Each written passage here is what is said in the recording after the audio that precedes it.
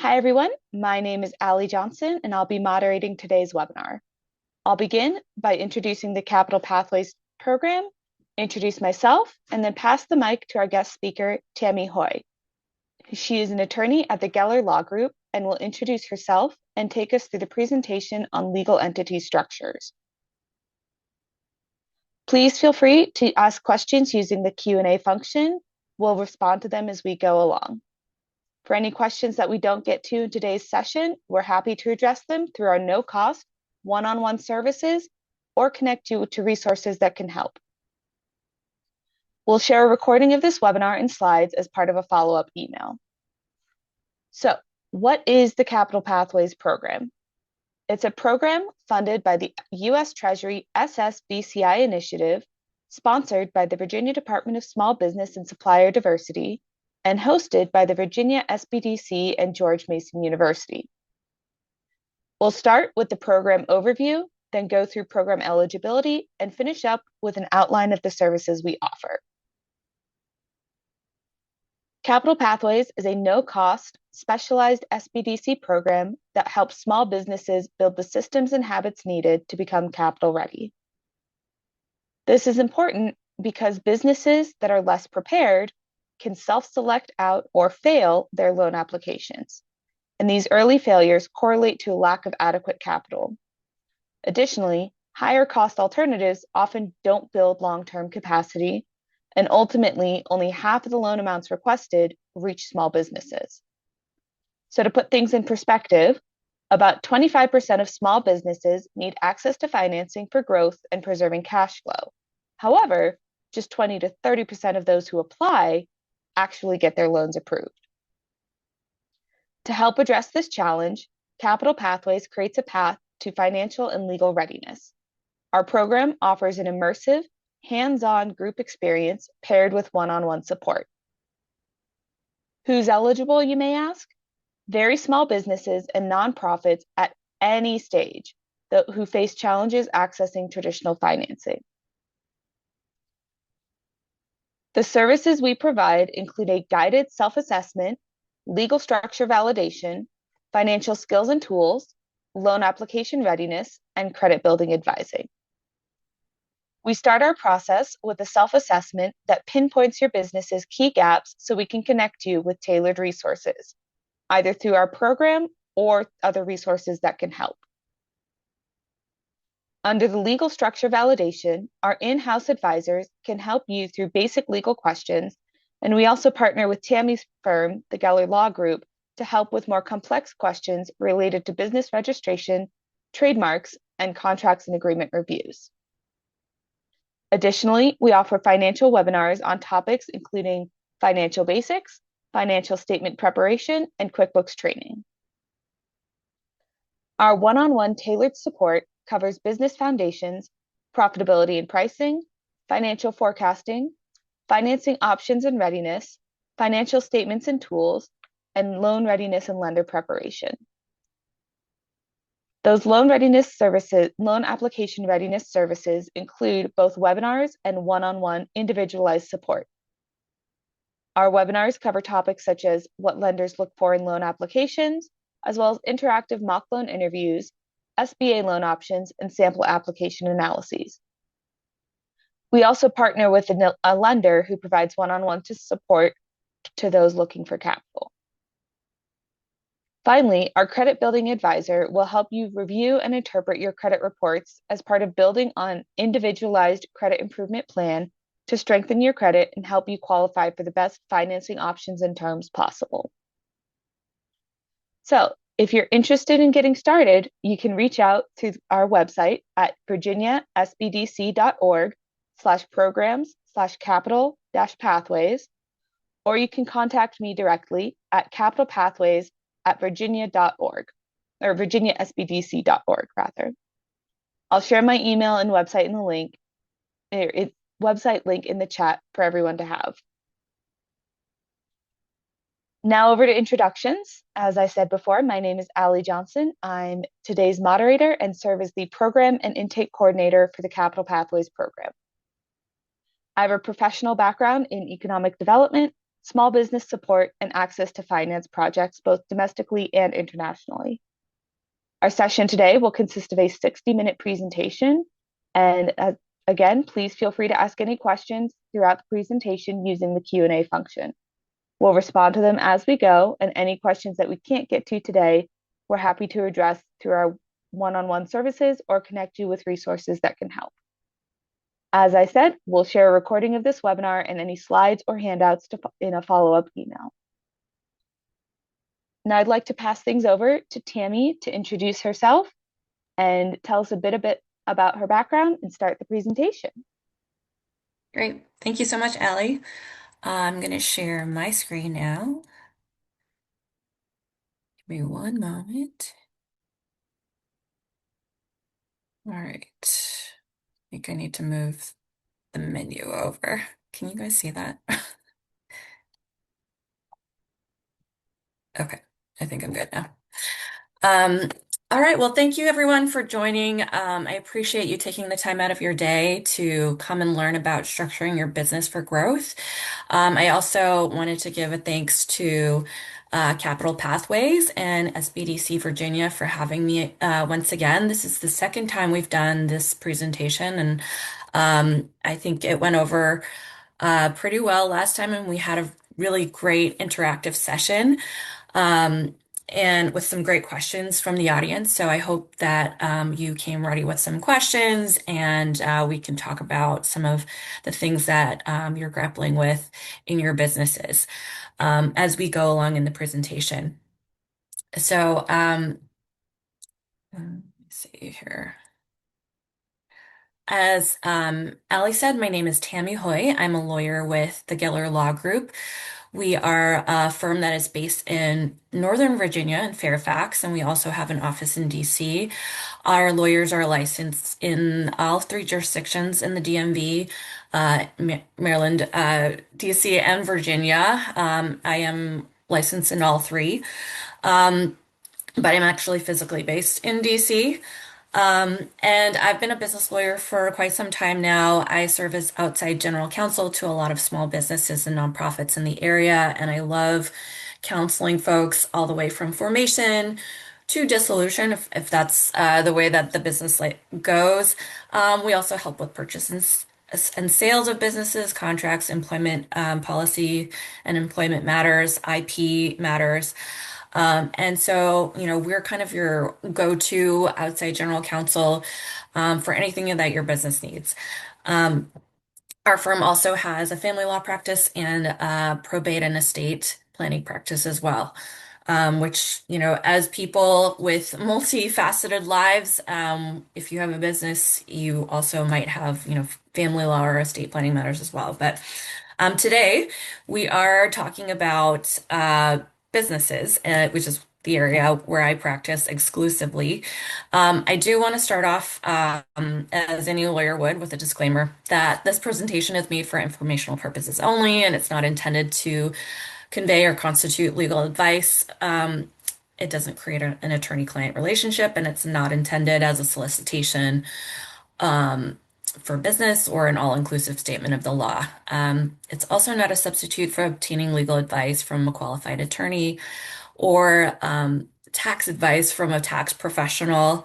Everybody's situation is different, so whatever your facts are that are related to your business or your tax situation, it's always best to get tailored advice to whatever your circumstances are.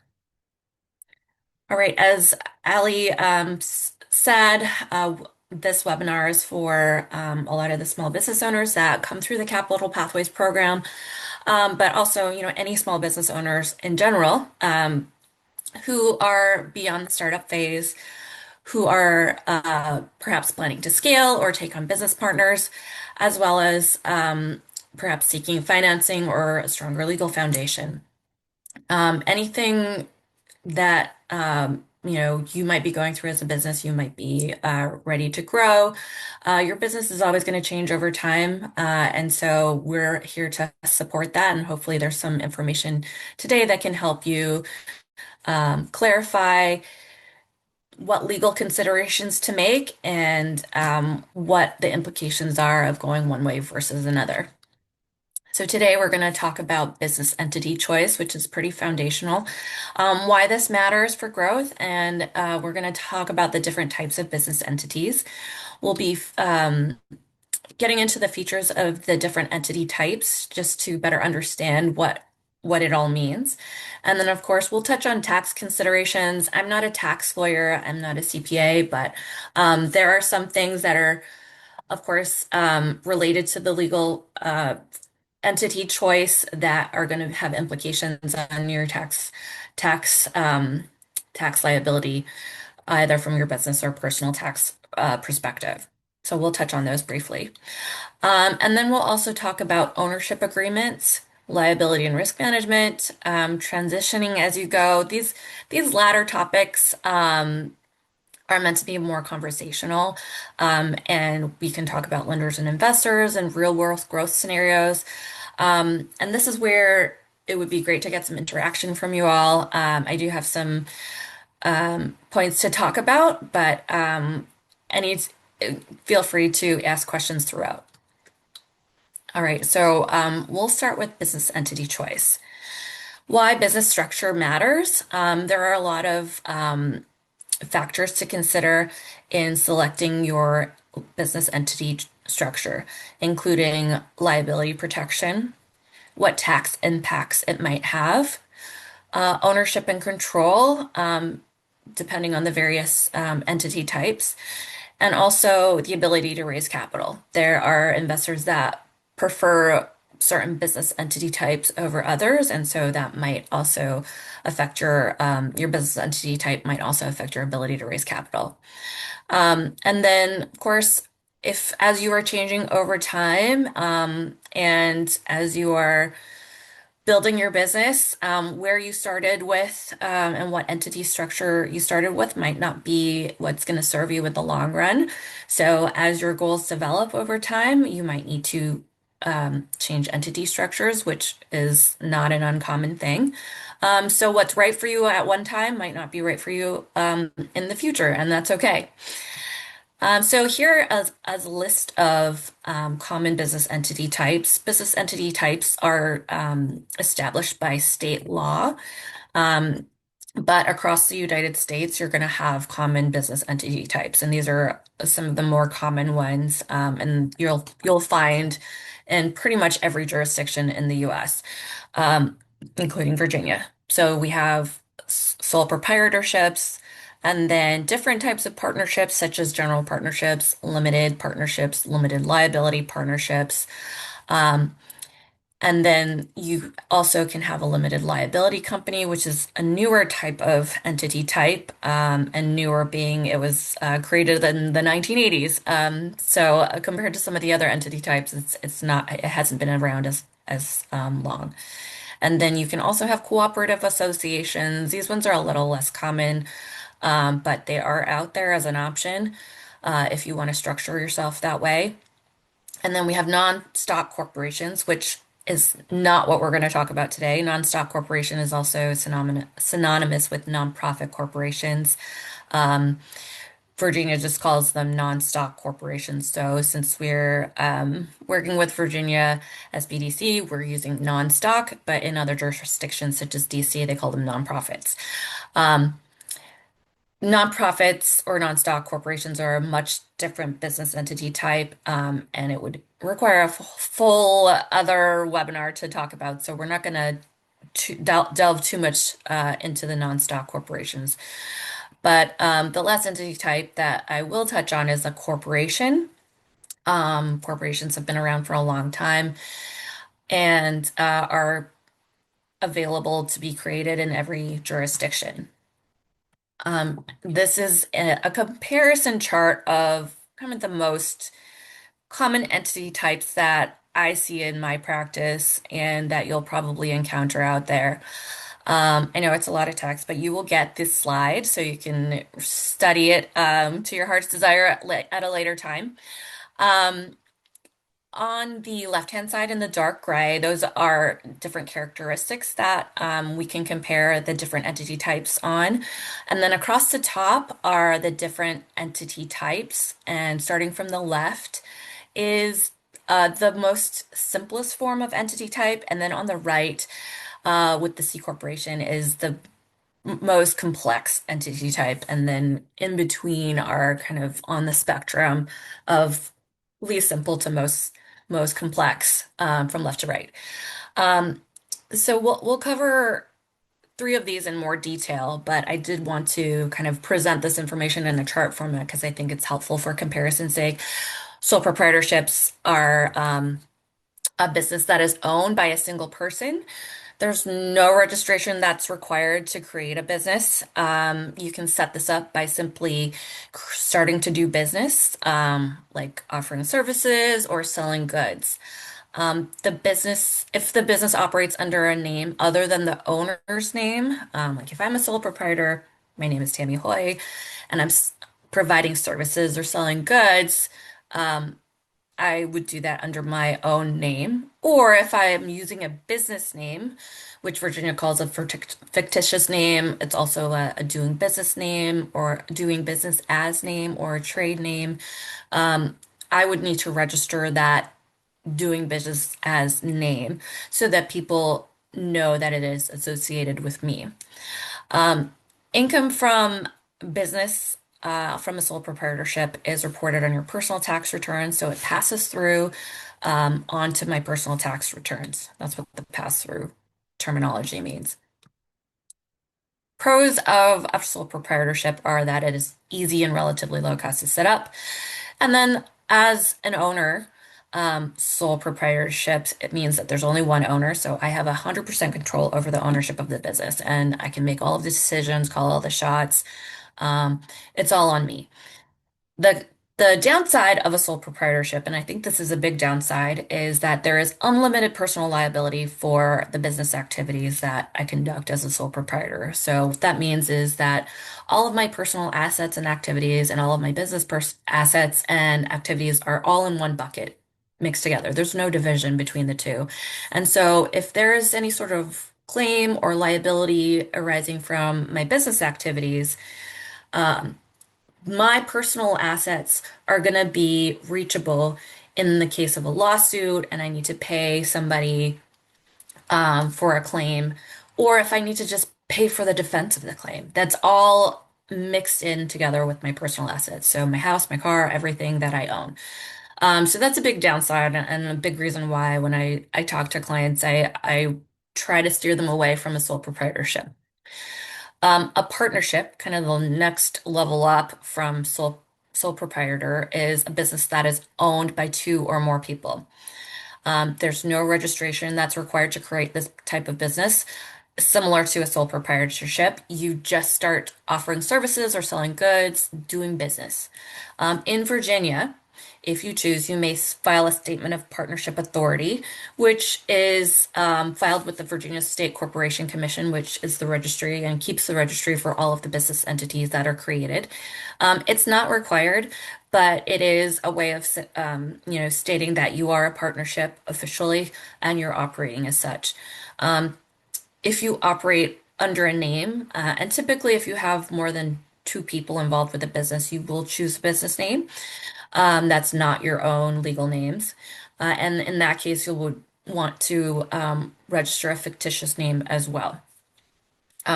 It's relatively inexpensive to do. I think it's the filing fee is $35 or something like that. Um, income from your business is reported on each of the partners' personal tax returns. So similar to a sole proprietorship, any money that you make through your business activities, each of you takes your share, and it's reported on your own personal tax returns. It's on a separate schedule, but it's going to be on your Form 1040. And as I mentioned earlier, there are different types of partnerships. You can have a general partnership, in which all of the partners are equally liable and each have unlimited liability. You can have a limited partnership, which means there are certain partners that are designated as limited partners and certain partners that are designated as general partners. And for the limited partners, there is a limit on the liability for them. And then there is a limited liability partnership, which means there are no general partners and there are only limited partners. This is a common business entity type for professional partnerships such as law firms or um, accounting firms. You could be a LLP. And that's based on, the professional licensing for those types of professions. So the liability is going to be more specific to each of the partners for their own acts on behalf of the business. So flipping back to a general partnership, the pros of a general partnership or any of these partnerships is that it's easy and relatively low cost to set up and operate. You don't have to register with the Virginia State Corporation Commission. You can just start doing business, similar to the sole proprietorship. The downside of a partnership is that there is still unlimited personal liability for your business activities for the general partners. Um, so depending on the type of partnership you are, if you are a general partner, then you still have all of your business and personal activities in one bucket. And then generally in a general partnership, partners can bind other partners to business decisions and all partners are held responsible. Um, and then partners can also be liable for negligence or malpractice of other partners. And then this is just for a general partnership. The other types, there's some variability in these two latter points on the right here. Um, and then I'm going to skip all the way to, if you envision the chart that I showed earlier, all the way to the right side to a corporation. So we've started off with the simplest business entity types, and now we're switching over to the other end of the spectrum to talk about corporations. Everyone is familiar with this term. This is when you create a corporation, you create a separate legal entity that is distinct from its owner. So under the law, it is its own person. And I'm using air quotes here. Um, to create a corporation, you incorporate it and register it under state law by filing articles of incorporation. And you would file these with the Virginia State Corporation Commission in Virginia. The owners of a corporation are the shareholders, and they own shares of the corporation. In other entity types, the owners have different terminology. So proprietorship, usually it's just an owner. Partnerships, you call them partners. The owners are the partners. And so for a corporation, the owners are called shareholders. Um, and then because it is a separate legal entity in and of itself, it will file its own corporate tax return. The pros of a corporation entity type is that there is personal liability protection for the shareholders for the activities of the business. So creating a separate entity creates a separate bucket where all of the business assets, liabilities, everything related to the business are contained in that separate bucket, which is the corporation. So you'll have your personal bucket over here, and then you've created a new bucket. So everything is separated. So that's a great feature because you don't want to have your personal assets up for grabs if ever there was an issue coming out of the business. So the downsides of a corporation entity structure are that it is more expensive to maintain and start. Um, Corporations have the most complex type of governance structure out of the entities that we'll talk about today. And as it was on the right side of the spectrum, it has things like shareholders. It has a pretty set statute that sets out the rules for how a corporation should be governed and the levels of governance. So you have your shareholders who are the owners of the shares of the corporation. And then typically your shareholders will elect a board of directors, and then the board of directors is more directly involved in the operations and management of the company. For smaller businesses, these parties, the shareholders group and the board of directors group often overlap. They're the same people, and that's fine. That's what happens in a small business. And you can have a corporation with even one of each of these, which is a lot for one person to maintain. So there's also more corporate formalities to observe, such as having meeting minutes and having annual meetings, and memorializing all of those meetings in meeting minutes. And when you take an action that is, of a high level or executive level decision, then those decisions need to be reflected in the corporate documents. Again, because it is its own separate entity, and you kind of need to keep track of these as if it was its own thing standing out on its own and it's not related to you personally. So it needs to have good corporate records. And then another downside of a corporate entity structure is that there's double taxation. So, as I mentioned earlier, the corporation is going to file its own tax return. And then if any dividends are issued and paid out to the shareholders, um, then the shareholders need to declare that as income on their personal tax return. So that's what's meant by double taxation. So there's two levels of taxation if you go with a corporate entity structure. Um, Now we've gone from the left side, which is the most simple side of that business entity comparison chart. We've gone through the to the right, the most extreme and complex type of entity, which is corporations, and now we're going to go into the middle, which I like to think of as kind of a hybrid of, a sole proprietorship type entity and a corporation type entity. And this is again the limited liability company that was conceptualized and first used as a entity type in the 1980s. And so it kind of combines the best features of these and other entity types, the sole proprietorship and the corporation. Um, so, like a corporation, if you create an LLC, it is a legal entity that is separate and apart from its and distinct from its owners. So you've created another quote unquote legal person um, under state law, and you create this by preparing and filing articles of organization for your LLC. And you file that in Virginia with the Virginia State Corporation Commission.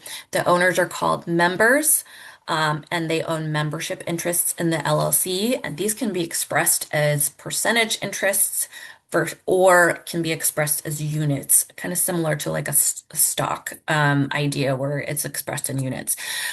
You can have one or more members. If you have one member, you are a single member LLC. And then if you have two or more, you are a multi-member LLC, um, which is pretty straightforward.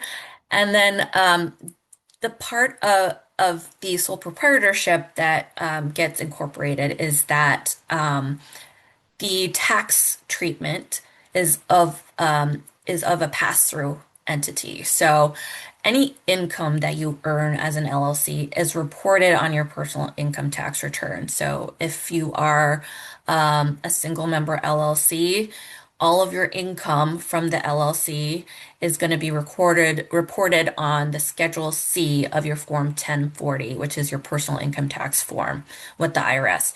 Um, you still have to keep all of your books separate from your personal bank accounts and everything, and you keep your books and financial statements as if you were doing for any other business, and that's pretty critical because you want to be able to treat this business separately from yourself from a liability perspective. It's important that you keep all of the assets and income, bank accounts under the name of the LLC and not commingle it with your own personal assets or bank account or monies. And that's really important to preserve that liability protection. So, the pros of having an LLC as your entity structure. There's the personal liability protection that I just talked about. It's less in terms of cost to start and maintain than a corporation. It is a pretty flexible business structure and management structure. It's not as rigid as, say, a corporation. You don't have to have shareholders and then a board of directors in your corporate structure. You can just have your members and your members can manage. Usually you can have a member managed LLC or a manager managed LLC. And those are kind of two management structures that one of two that you can adopt. Um, There are fewer corporate formalities. So, if you're managing directly and, especially if you have if you're just a sole member LLC, you're still calling on the shots. So it's great because you're operating kind of like a sole proprietorship, except you have that liability protection of the LLC entity structure. Um, and then you also have some flexibility in terms of how you want this entity to be taxed. Um, the taxation follows how the owner of the LLC is taxed. So if it's just one person, you'll be taxed as a sole proprietor. If it's two or more people, you'll be taxed as a partnership. And then you can also choose and elect to be taxed as an S corporation or C corporation. And I'll get into these other tax structures later. Um, the cons, I really, couldn't come up with a lot of cons to having an LLC. It is more costly than a sole proprietorship or a partnership in that you have to register with the Virginia SBDC, but that doesn't mean you still don't have to comply with all of the other compliance requirements of any business. So it's very, I think, negligible cost differential to create an LLC and maintain it so you can have that personal liability protection. I think that is such a huge pro. And that's why a lot of the small businesses I work with, I would say, 70 to 80%, maybe more than that, are structured as LLCs. Um, Allie, if there's any questions, I haven't really taken a breath. Yeah, I just want to there are a pause number of before. questions. Okay, I don't have that up. So I'm gonna pause and see if it's a good time to answer some questions. Yeah.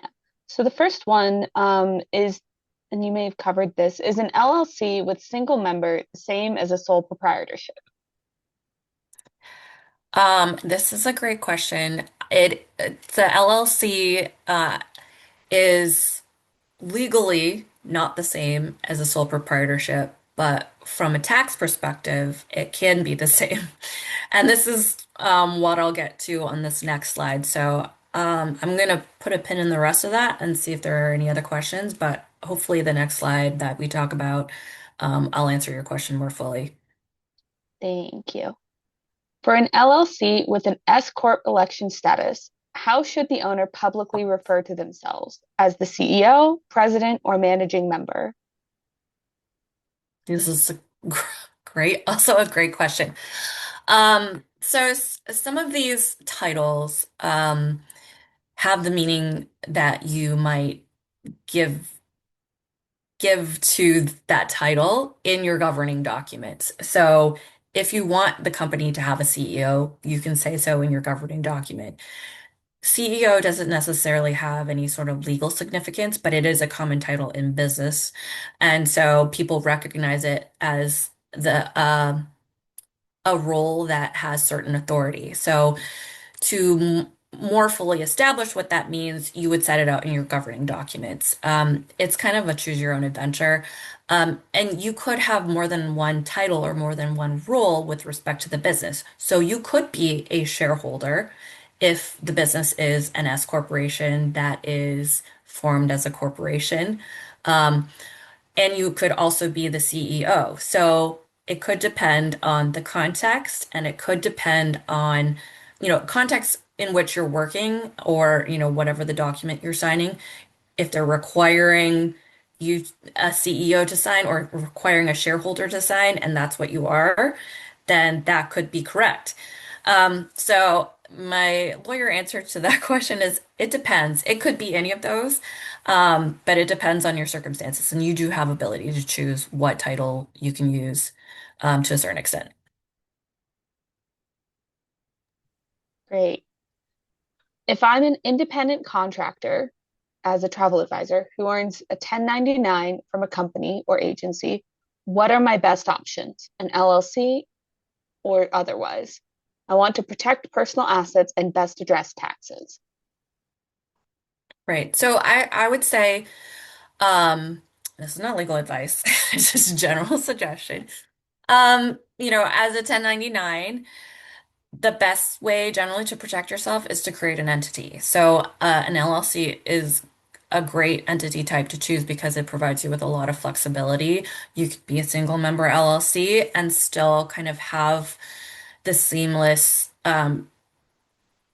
I guess, tax reporting that you would in the same way that you would as a 1099 with a sole proprietor. So it's just that the W-9 that you give to whoever you're contracting for is going to have a different name on it. So I would say look into creating an LLC for yourself. It's going to be a little bit more administration than just a sole proprietorship, but it will give you that liability protection that you're looking for. Great. Can you register in another state as an LLC where it is easier to register? Yes, you can. However, if you are conducting the majority of your business or all of your business from, let's say, Virginia, then you will also need to register in Virginia. So typically, I hear this question in the context of Delaware because everybody's heard that Delaware is a very business-friendly jurisdiction, which is true. However, that's not going to be a one-size-fits-all type of concept. If you are a small business and you live in Virginia and you operate in Virginia, then you probably should create your business in Virginia. If you create it in Delaware but only operate in Virginia, then you will have to foreign register that Delaware business back in Virginia. So that means you have two sets of registrations to maintain forever. So more often than not, it doesn't make sense, especially when you're first starting out, to form the entity in Delaware or another jurisdiction where you think it might be easier or there might be other factors. Um, so you'll really have to evaluate whether that's going to make sense for you. But the general rule of thumb is if you're working and living and your business is going to be in one jurisdiction, go with that one as your what we would call a domestic jurisdiction, which is the jurisdiction where you're formed. Thank you. Of course. Um, I'm going to skip a question and go to this next one because it's kind of a similar topic. I registered a Okay. single member LLC in Virginia in 2019 as a graphic designer. Since registering the LLC, I opened a retail shop under a DBA, which is operating out of Tennessee. I want to register the DBA in Tennessee and use my LLC as a holding company for the Tennessee business. Which structure would work best for that? Um, so the if you have a physical presence in Tennessee, you will likely need to register a business entity or register your Virginia entity in Tennessee. So either way, there needs to be a registration, not just a DBA registration in Tennessee if you have a physical presence there. Um, Whether or not it makes sense to have the Virginia entity own the Tennessee entity or the Virginia entity and the Tennessee entity kind of be sister entities, that is, it can it can depend on various factors. I think this question in particular would probably be better for like a more one-on-one consultation because you do have options and there could be other factors to think about when making that decision. Thank you. I have a startup and am early in the process. I have an LLC, but would like to informally offer shares for early helpers, or I'm assuming investors. Is that possible Mhm. without incorporating? Yes, you can offer equity incentives to people who either work for you as an independent contractor or employee. And you can do that through an LLC structure. There are different options that you would have to do that than you would have for a corporation. So it's not going to be prohibitive or require you to convert to a corporation. But that this is definitely a one-on-one type of situation where you would need more specific advice because there's a lot of different ways you could structure it, but you don't have to change your entity type if you're already an LLC because you can offer equity incentives through an LLC.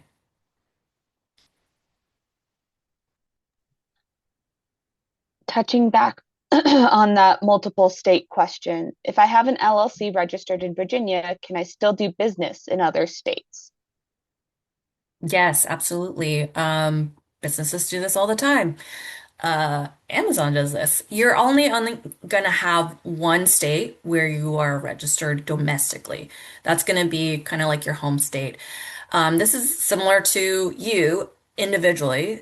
You can only have one tax domicile. So you can't be, in terms of, the state. So you have to choose. If you're a Virginia LLC, and you were created in Virginia and you want to do business in DC or Maryland or any other state for that matter, you would have to foreign register. And in this case, domestic versus foreign means just another state within the US. So you would foreign register in that state. So you would go to DC and go to their equivalent of the Virginia State Corporation Commission, which is the uh, Department of Consumer and Regular, or that's the old name, sorry. The Department of Licensing and Consumer Protection is the new name, and register your business as a foreign entity with the DC DLCP. And then, any other states, it's the same thing. And so that will give you what they refer to as authority to transact business in that state. The reason why states will require registration is that it's, from a consumer protection perspective, they want to know who's operating in their state. If you are coming in from another jurisdiction, that's fine. Just let them know that you're there. And so if there are any issues from a consumer protection perspective, then they know who to go to because you will have done that registration. And so that's the purpose of the foreign registration is just to have that authority to transact business in another state. Excellent. Um, can an LLC have two different types of businesses or income streams? For example, selling homemade soaps and being a bookkeeper, or being an independent consultant and a real estate agent? Yes, that's a really great question. This comes up a lot because entrepreneurs are entrepreneurs and they will have multiple hustles, I find, and which is great. The question I ask is, when somebody comes in with this type of question is, what are the potential liabilities of each type of business activity? Um, and do you want to keep those separated? So the selling soaps versus the bookkeeping, you have different risk profiles for these activities.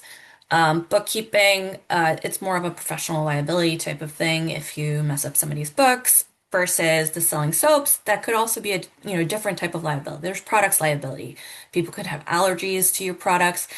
And so I would say these types of businesses have different enough risk profiles that you probably want to separate them because you don't want any sort of liability from the soap business affecting your income from the bookkeeping business or vice versa.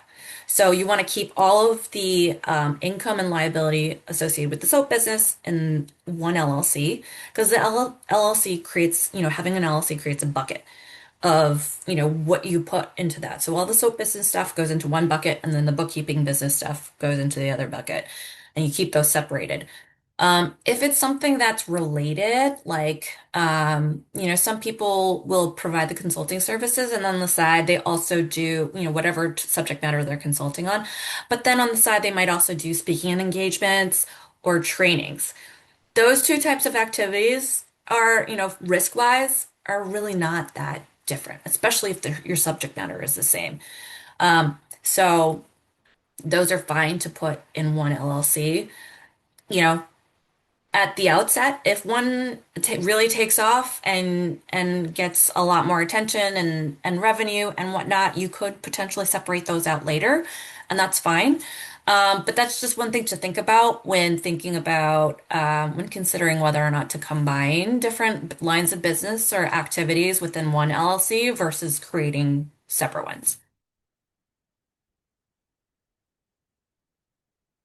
Thanks. We had a couple more questions come in, but I'm only going to have one more because it's a good transition question to our next area. Okay, Um, thanks. I appreciate that. so next question is likely a question for an accountant, but are there any Mhm. rules of thumb for when an LLC should elect to be taxed as an S Corp? Great transition question. I will just get into the slides, but I will try to answer this at the end of the slides if I haven't already.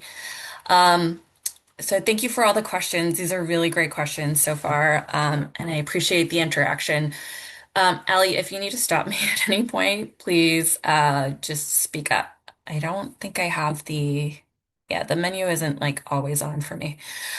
Anyhow, so going on from talking about the different business entity types, I'm going to transition into touch on a little bit of the tax classification issue. Um, it is and can be a confusing issue because the same terminology is often used when talking about business entity type and tax classification. Um, so on the previous slide where I had the business entity types, I'm actually going to flip back to it. Hopefully I can flip that quickly. Oh, here it is. I had sole proprietorship, partnership, limited liability company, and then we talked about corporations, but I didn't talk about S corporations. And I did put a little asterisk here because it's actually not a business entity type. It is a tax classification. So let me go back to this other slide here. Um, sorry to make your eyes go wobbly. So I have this chart here that um, tries to paint the picture of what is a business entity type and what's a tax classification. We do use the same terms for each um, type of categorization, which is why it can be confusing. So, a sole proprietor is both a business entity type and tax classification. Same with partnership, same with corporation. The tax classification for a corporation, the default is going to be a C corporation because it is under Section C of the Internal Revenue Code. So corporation and C corporation are kind of synonymous here. Um, the ones that are not exactly as straightforward are limited liability company and S corporation. So limited liability company, it is a business entity type, but it is not a tax classification. The opposite is true of S corporation. It is not a business entity type, but it is a tax classification. So this is kind of where that gray area exists. LLCs, as I said, are a very flexible type of business entity. They are taxed according to the ownership, and therefore it can be taxed as a sole proprietor if it is owned by one person. So there's only one member. And if it is owned by two or more members, then it is taxed as a partnership. If it is owned by a corporation, it's taxed as a corporation. Because the income will be reported on the tax returns of the corporation. So this is gets tricky when you're trying to fill out the W-9 that says how you're taxed. An LLC, you would write, the LLC, name of the LLC and the name of the owner, and then you would check off it's taxed as a sole proprietorship, if that is the tax treatment you want. So the default is that it is taxed according to ownership. However, LLCs can elect to be taxed as an S corporation or a C corporation. So I don't see the C corporation tax election very much because it is, I think is, I don't know what reason why that would be beneficial, but so I don't see that very much. I've seen it like one time and I wasn't even clear why that wasn't in the first place. But S corporation is a much more common uh, tax election to make for an LLC. Um, you can also be a corporation that elects to be taxed as an S corporation, and I'll get into that a little bit more later. Um, the other reason why business entity type and tax classification can be confusing is that it can be treated differently and there can be different terminology uh, on the state level versus the federal level. So, as an example, at the state level, LLCs are considered a pass-through entity, which means the business's profits, loss, and credits, all of those things flow through to the tax return of each member. Um, if it's a person, then it's their personal tax return. If it's another entity, then it flows onto that owner entity's business income tax return. So at the federal level, the IRS doesn't recognize LLC as a tax classification. It considers it to be a disregarded entity. So that's the terminology that the IRS uses. But the effect is essentially the same. It disregards the LLC status for tax purposes, not liability purposes, because that's a separate thing. And then it is taxed however its owner is taxed. So, a couple of examples below. Uh, Single member LLC versus multi-member LLC. They file different forms depending on how many members you might have. So here is some information on the S corporation election. What is it? Um, S corporations are small business corporations. It's kind of what the S stands for. Also, it's the code section under the Internal Revenue Code. So S corporations. You can elect, that means you choose to pass the corporate income and losses and deductions through to the shareholders for federal tax purposes. So, in the same way that the default LLC passes the income onto the owners, S corporations election still allows you to do that. I mean, if you were an LLC, you're already doing that, but it's just you have other S corporation requirements to comply with. If you were created as a corporation that then elected be taxed as an S corporation, then that flow through now happens. And so it's uh, tax rates can change depending on whether it is a corporate rate and you're paying corporate taxes on versus if it's something that's reported on your personal income taxes if you are an individual owner and shareholder of a company. Um, so as to the question earlier about what titles to use, there might be some variability of whether or not you want to use shareholder as an S corporation.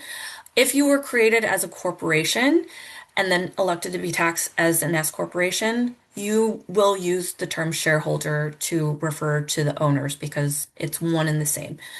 If you are an LLC that elected to be taxed as an S corporation, you can still use member to refer to the owners. You can also refer to the owners as shareholders because you are elected to be taxed as an S corporation. So I've seen kind of both with LLCs that are both member or shareholder as terminology to refer to the owner of an S corporation um, if it is created as an LLC. So hopefully I didn't muddy that too much. And then the requirements uh, for a business to make the S corporation election are that it must be a domestic corporation, or it cannot be a domestic, excuse me. The corporation itself must be a domestic corporation or other eligible business entities, such as a domestic LLC. It can only have certain types of shareholders. There are some citizenship requirements, and they have to be individuals or certain types of trusts can be shareholders of S corporation business interests. It can't be a partnership or other corporation or non-resident alien that is a shareholder. It can only have up to 100 shareholders and it can only have one class of stock. So if you're doing equity incentives, you have to do it in a very different way if you elect to be an S corporation. Um, and then there's certain other types of entities that aren't eligible at all. And if you do want to file this election, it's done using the Form 2553. Allie, I see you. Yes, I just wanted to flag that we do have only about 5 minutes left in our scheduled time, but we have Mhm. a additional window or wiggle room of 30 minutes to get through Okay, the remainder of the materials and to answer questions in case anybody needs to hop off at 1. And we will be, just to reiterate, we will be sharing a recording of the presentation and the slides. great. Thank you so much. Um, Okay, so in terms of bright line rules or rules of thumb on whether or not to make the S corporation election, I would say there aren't. Um, it's not clear. This is going to be an individual decision between you and your accountant, because I think at the end of the day, you're probably going to want to go with whatever option reduces your tax liability. And so one of the things that happens when you elect to be taxed as an S corporation is that you have to, as an owner, start paying yourself as a W-2 employee if you work for the company in a meaningful way on the regular. So that also is another factor to consider. But then all of these requirements also play into whether or not you can even do it. So those are things that you will need to consider as a rule of thumb on whether or not you can elect. And then, as I said, if you have equity incentive programs for employees or contractors, that is something else to consider. It's a pretty complex decision, but I would say I would defer to your tax advisor for whether or not the election makes sense for you. Generally, um, I would say if you're first starting out, probably don't need to make the election because it does obligate you to, or pay yourself as a W-2 employee. If you don't have the revenue to do that, then that can be a challenge because if you need to pay yourself as a W-2 employee, you need to also abide by minimum wage and hour laws. So it's a complex question, as I said, that you might want to defer until later when you have revenue, and or talk to your accountant if that's the right thing out of the gate. Okay, so ownership agreements across the different entity types. These are agreements among the business owners that govern how you will relate to one another, how decisions are made, and the whole set of functions. This is not all inclusive, but the ownership agreements will help define rights and responsibilities, and set out expectations for everyone. It does help prevent disputes, and it also, even if disputes happen, it should generally set out how disputes would be resolved among the business owners. So it helps protect the relationships and helps protect the businesses. Different entity types are going to have different requirements for governing documents and ownership agreements. It's not mandatory, but an LLC can have an operating agreement. And if you're a single member LLC, you don't have to have this. But it can serve other purposes like help with succession planning. If you have an estate plan, it can tie into that. But the operating agreement, if you're the only person that's calling the shots on the business, you don't have to have this. It's not mandated by law.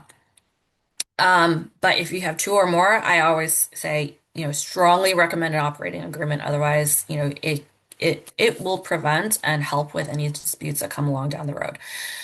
Or, exit and entry for the owners of the business. That's also an important just issue to address in these ownership agreements. For corporations, you're going to have bylaws and a shareholders agreement between the shareholders. For partnerships, you're going to have a partnership agreement. So we've talked a lot about liability protection and just having the business entity type, um, you know, that is something that is separately registered and creates a legal person, like an LLC or a corporation, that's going to help with your personal liability protection. Common mistakes that weaken protection is like if you're commingling things and not treating entities as separate from either other entities or yourself personally. So that is a common mistake. And how that happens is like, I have a LLC, but then I go and create, I already have a business, or excuse me, I already have a bank account. I'm just going to use that for the business. We do not want to do that. We want to open a business account using the federal tax ID number that you get for the business, and it's got to be in the name of the business. And that's how you keep liability separated. Everything for the business needs to be in the name of the business. Contracts need to be in the name of the business, not under my own personal name. Insurance needs to be taken out under the name of the business, not my personal name. So just making sure all of the lines are clear in, for the business between dividing between your business and yourself. And then proper documentation and compliance is also important. A lot of new business owners don't know that they need to, once they register, they need to maintain their registration. And if they don't maintain it, such as file annual reports or pay their annual fees. In Virginia, there's an annual fee. If you don't file that for, I think it's, um, actually, no, I don't. If you don't file that for a given year, you'll basically be put on inactive status. And then if you are in inactive status for more than 5 years, then that entity gets dissolved and you cannot bring it back. And I've seen people be not aware of these requirements and their business entity is no longer in existence. And what that means is that they're operating now as a sole proprietor, and that creates all sorts of liability issue for you. Um, so you want to make sure that you're maintaining everything and keeping everything in good standing, not only your business entity registration, but then all of your tax accounts and business licenses, all of the other things that relate to having a business and starting it and maintaining it in compliance with all of the regulatory agencies. Um, Transitioning as you go. Signs that it might be time to change your entity type, whether it is, you're bringing on other business partners, or you want to fundraise, um, or you're just growing beyond what you think, you know, S Corporation is 100 members, so it's pretty big. If you get to that number of shareholders, you're probably no longer a small business anymore. So um, always evaluate where you are in your business and whether your business entity type still makes sense for you. Some of it might just happen because you want to take on business partners, like going from a single member LLC to a multi-member LLC. Um, for LLCs to elect to be taxed as S corporations, that is another thing that I commonly see. Um, and that'll depend on revenue and also, the tax liability, depending on where you are in how much revenue you're making, and if that election will actually save you tax money in the end. That might be a point to make that S election. Anytime you make any sort of tax election, make sure it's done at the beginning of a fiscal year.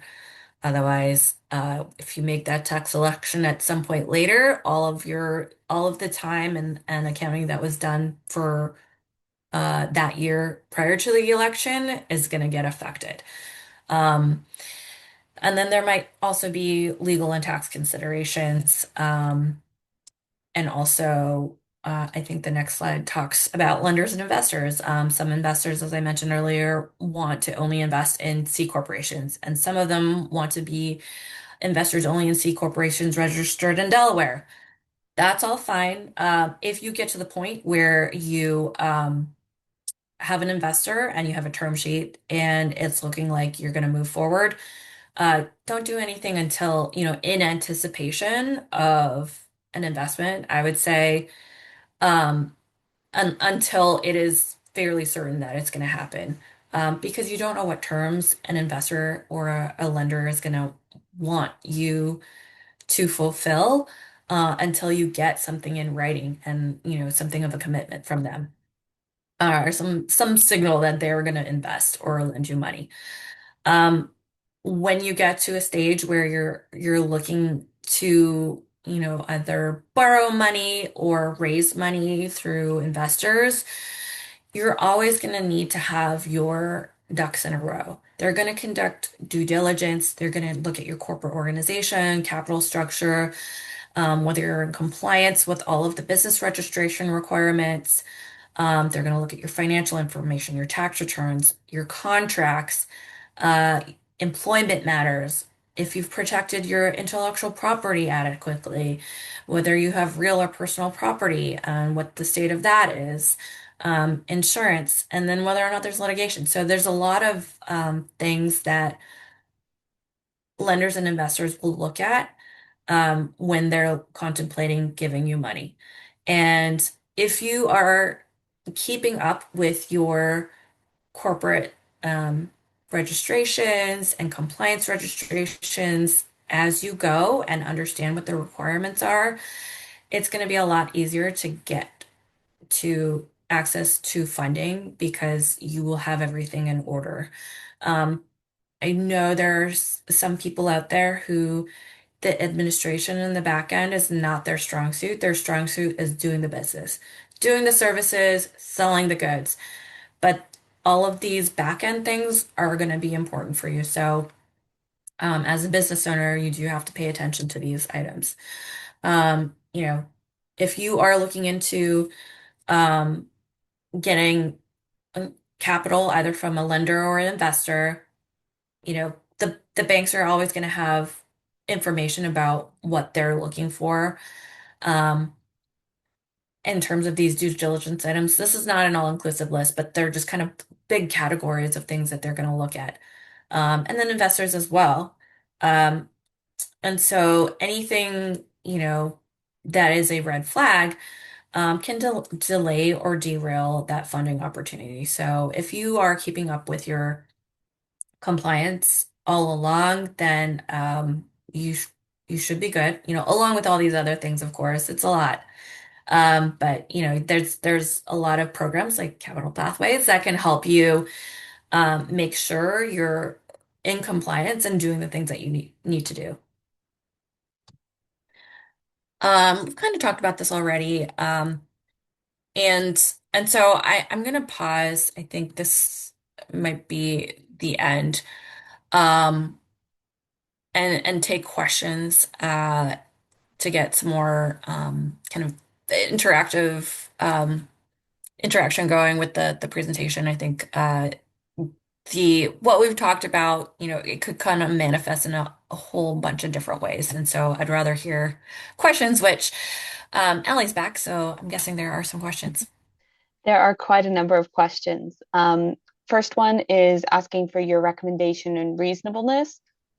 I'm an artist with 25 years experience operating as a sole proprietor, and my husband recently retired from his career and is now starting to consult in IT.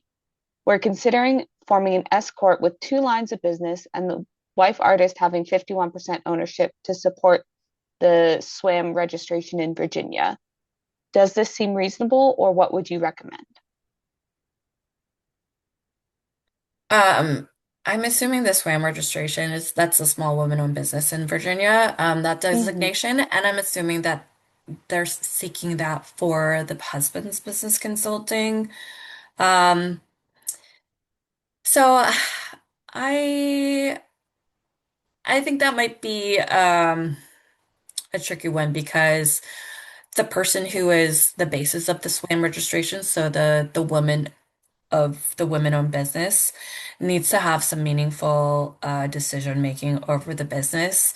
I think if you're not related to the consulting at all and just strictly, the artist, doing artist things and not related to the consulting, then it might be, I don't know how you would word that because the requirements are that the person who is the basis for the status has meaningful decision-making authority over the business. And then that's aside from the question of whether or not it's wise to combine the two lines of business under one company. I talked about that earlier. Thanks. Can I have LLCs be contractors to my main LLC? The other LLCs will be offering different services to the main one. Yes, you can. It's a very broad question. Generally, you can do that. I'm wondering why you have so many LLCs. But I did talk about, when it makes sense to have multiple LLCs. Um, it seems like, depending on the circumstances, it seems like it could be a more complex corporate structure than you might need, especially if it's just you as the owner of all three LLCs. I can see, if you had different business partners for each type of business, that could make sense. But yeah, if you want a one-on-one, this might be a good question for a one-on-one consultation, just to kind of tease out more of the details. Thank you. As an S Corp, wouldn't your tax liability always be lower than your personal tax liability? Not always, because um, there are different rates for the corporate tax versus your income tax that is going to be paid to you as a W-2 employee. Um, so as an S corporation, if you're working for the S corporation, you will pay yourself as a W-2 employee, and so you'll have salary that is taxed at a personal tax rate, and then you're going to have business income that could be taxed at a different rate. So it could come out differently than if it was all business income. So I don't think I can say that it's all going to be always going to be the same. But that is also a CPA question. Thank you. I've heard that in order to have employees to grow your business, you need to have an S-Corp. Is this true? No, you can have employees as any type of business entity that we talked about today. But I would highly recommend having an LLC or a corporation because employee matters, and employing anybody creates a lot of liability, and it's kind of the top, top two, or if not the top type of liability that em companies face. And so if you're going to employ somebody, do it as an LLC or a corporation. Great. Um, I registered my business in Delaware and operate in Virginia. Do I have to pay the annual/federal tax in both states? Yes. And that's what I was alluding to earlier, when we were talking about where you have your domestic registration. If you're registered in Delaware and created in Delaware and you work in Virginia, you have to do the foreign registration, and then you have both sets of registrations to maintain. So if you don't pay your Virginia one, it'll just automatically dissolve. It'll become inactive. So you do have to keep it up. Good to know. I registered my LLC in Virginia, doing business primarily in Virginia and North Carolina.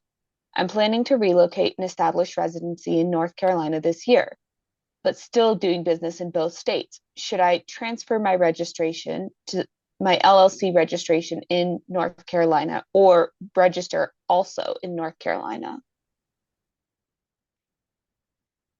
You should not register also in North Carolina. Um, so you don't want to, if you already have a business registered in Virginia, so I kind of think of it as like a person. You create uh, a legal entity in Virginia, and it can do business in North Carolina. Um, and that's where the foreign registration comes in. So you can foreign register that person or that business in North Carolina. If you register that business in North Carolina, you're creating another person. So it's not one and the same. It's one and the same if you foreign register. So I would not create a new entity in North Carolina. Whether or not it makes sense for you to what's called domesticate your Virginia entity into North Carolina, it's up to you. Um, Right now, if you're already doing business in North Carolina, what I would imagine is that you have your business domestically registered in Virginia, and you would have your foreign registration in North Carolina. You can maintain that if you wanted, but you can also domesticate your Virginia entity into North Carolina so that matches your personal tax domicile.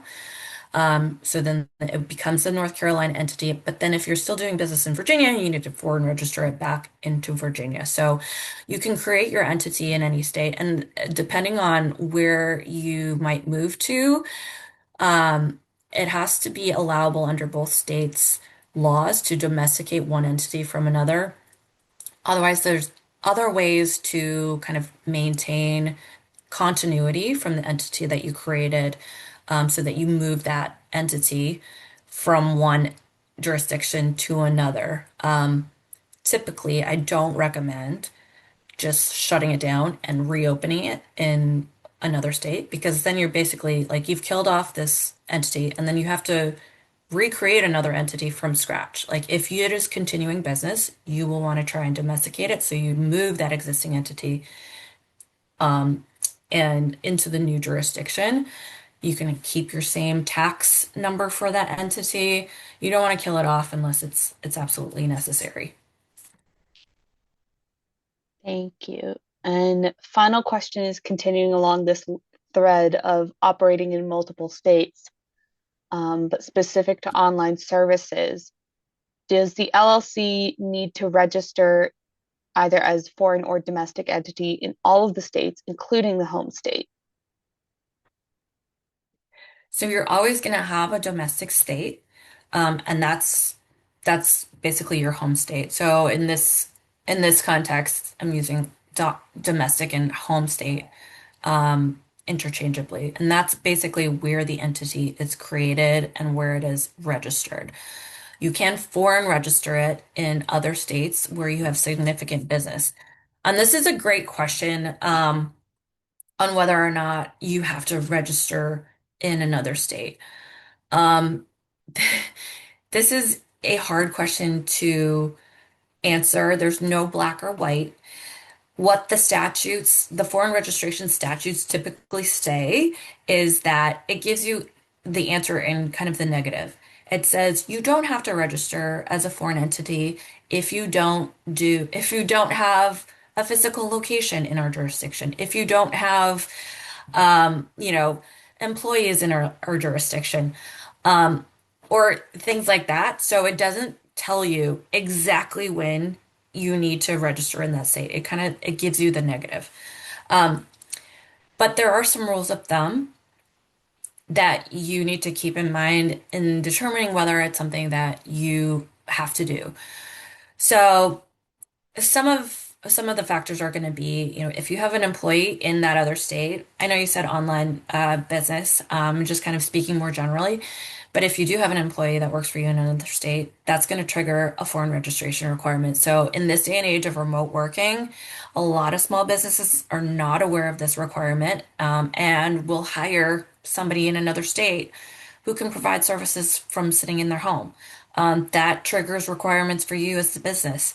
It'll trigger the the foreign registration, and then you're going to have to register for withholding taxes for that person. I'm getting off topic now. Back to the foreign registration. So if you have an employee, if you have a physical location in that other state, um, and then if you have, this is where it kind of gets in more applicable to an online business, is let's say you're in Virginia, and you're domestically registered in Virginia, but like 90% of your revenue is from people in Maryland. That would require you to register in Maryland because a significant portion of your business and significant portion of what you do is, or your sales is in Maryland.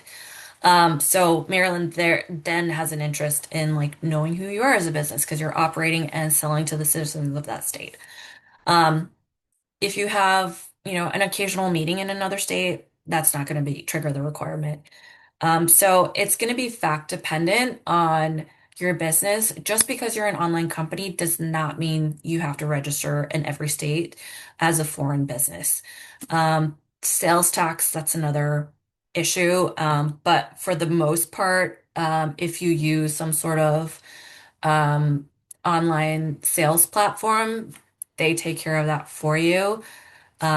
Because as a small business, you can't be expected to register for sales tax in every state that you sell into.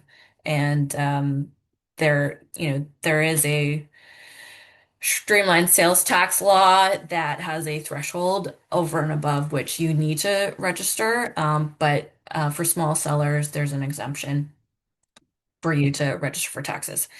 Um, I don't think I think I'm not able to answer your question exactly into, you know, which states you might have to register in, but just by virtue of being an online business, you don't have to register. It's going to depend on a bunch of factors. Thank you. I know there were some quite complicated questions here, so I've dropped the Capital Pathways website and then my email in the chat for anybody who would like to have some additional one-on-one advising or speak to Tammy further about their specific questions.